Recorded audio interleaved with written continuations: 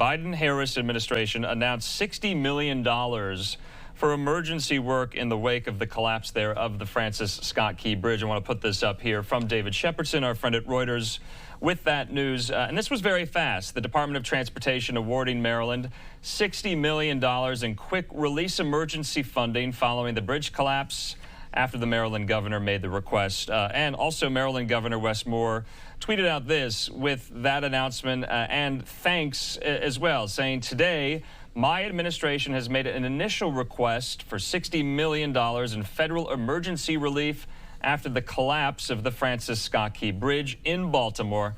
The funds will support mobilization, operations, and debris removal, laying the foundation for a rapid recovery." So I think that's important to stipulate that money is for all of that, not necessarily bridge reconstruction. And we heard from Wes Moore as well in that latest press conference confirming as much. Back out there to our shot there in the water, you can see the MV Dolly with the hulking remnants of the bridge over it. We want to bring into the conversation now Tom Jackman, reporter at the Washington Post. He's been covering all of this ever so closely, and he joins me.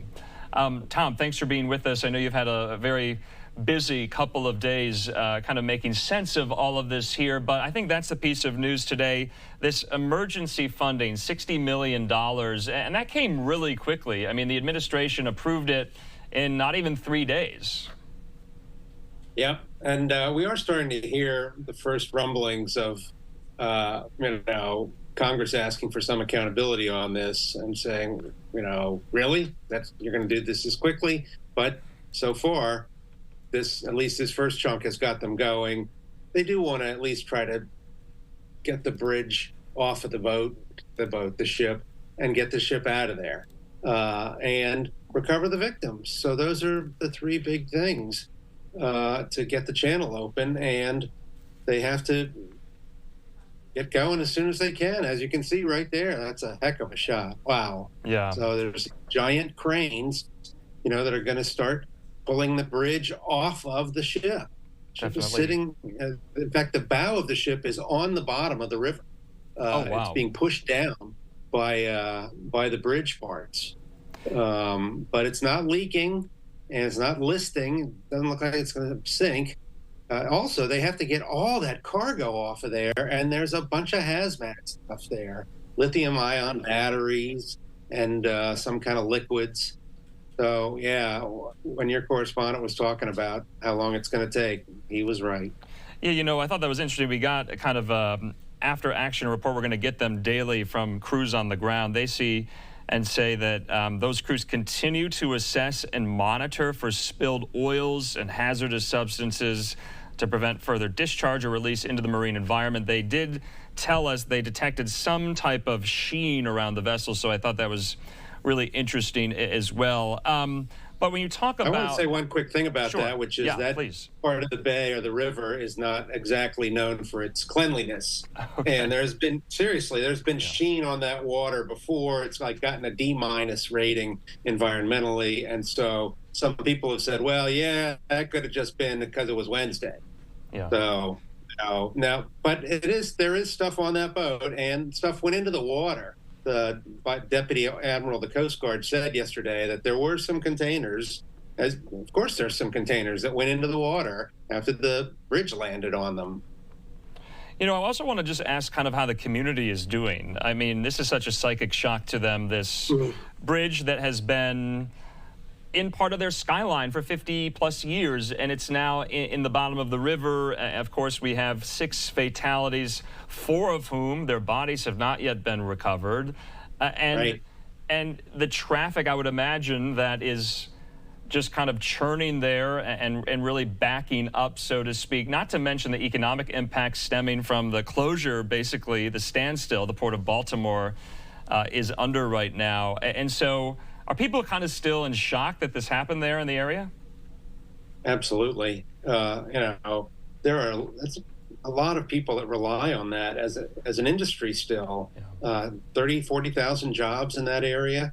And then, the traffic all around it. There's ways around it. I won't say that it's catastrophic that way, but some of the main ways in and around Baltimore are through tunnels, as you probably know, and the hazmat trucks of the world can't go through the tunnels. So everything had to stay, and this bridge was a major carrier for the really heavy-duty truckloads of this country. And it's gone for 3 years, 5 years, 10 years, depends who you ask. Tom, this is new video the NTSB put out today. Yeah, I'm watching. So these investigators are on the boat itself. Wow. And I mean, this is stunning. This is, I believe, the first time I've seen this too. And you see just the level of destruction. It's like fragments of the 695 there intertwined with the metal of some of these cargo containers. I mean, it kind of gives the kind of importance and significance and the gravity of the collision itself.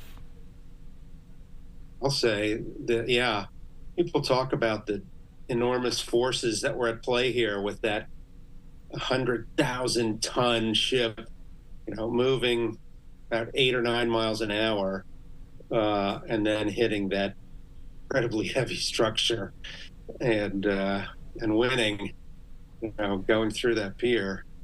Wow.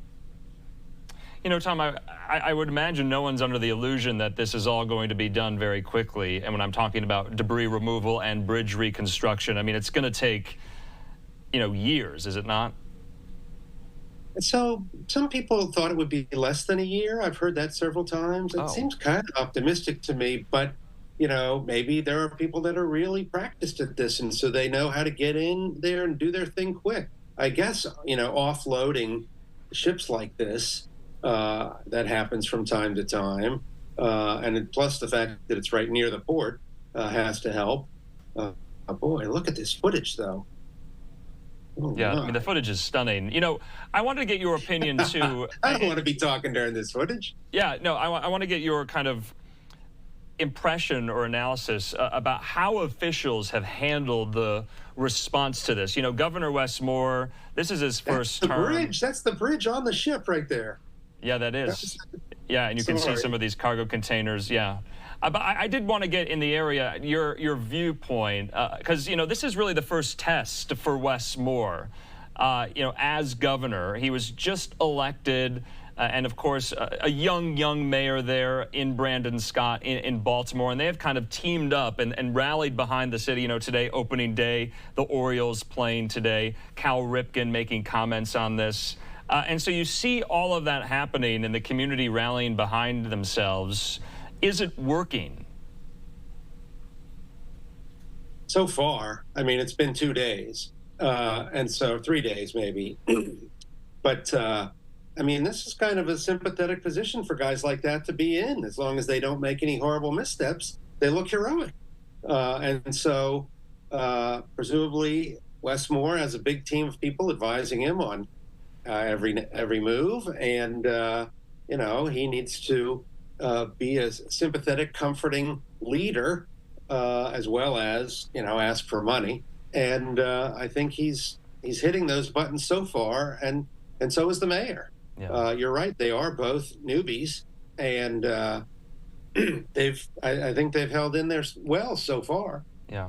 Tom, just lastly, where will your reporting take you next in this story? I want to put up that live picture yet again in the harbor, but what will you be, asking of people, of sources, talking with folks? I think a lot of questions are still out there, including, and the NTSB, of course, is looking into this, about how the ship lost power. And obviously, I would imagine so many people have that question still there in Baltimore. What about you?